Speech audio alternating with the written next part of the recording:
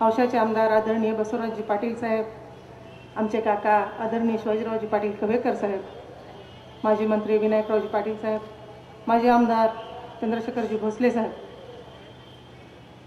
माजी आमदार प्रताप पाटील चिखलीकर साहेब, जिल्ह्याचे अध्यक्ष व्यंकटरावजी बेदरे, शहराचे अध्यक्ष संभाजी पटेल, सन्माननीय व्यासपीठ, काँग्रेसचे सर्व पदाधिकारी, पत्रकार बांधव, ज्यांनी आमच्याबरोबर आत्ताच प्रवेश केला असे आमचे बंधू सतीश पाटील कवेकर, सुंदर पाटील कवेकर, पंकज भाऊ पाटील कवेकर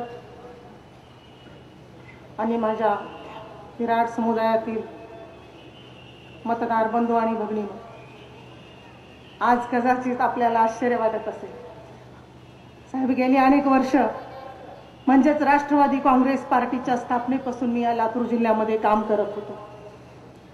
त्याचं मुख्य कारण देशाचे नेते आदरणीय शरदचंद्रजी पवार साहेबांचे विचार आणि नेतृत्व। औसा तालुक्याच्या तालुका अध्यक्षपदापासून लातूर जिल्ह्याचा जिल्हाध्यक्ष असेल, महाराष्ट्राचे उपाध्यक्ष असेल आणि आज देशाचे सरचिटणीस म्हणून मी काम करतो। गेल्या विधानसभा निवडणुकीमध्ये महाराष्ट्र राज्याचे निरीक्षक म्हणून काम केलं, परंतु गेल्या काही दिवसांमध्ये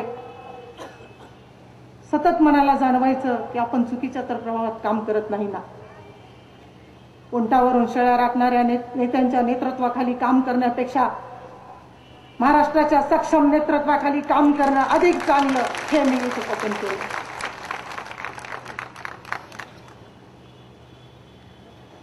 साहेब, लातूरचं पालकत्व आणि नेतृत्व शेजाऱ्यांना दिल्याचं आपण पाहतो। अरे ज्यांना ज्याच्या स्वतःच्या जिल्ह्याचा विकास करता येत नाही त्यांनी आम्हाला विकासाच्या गोष्टी शिकवू नये। आमचं लातूरचं नेतृत्व सक्षम आहे।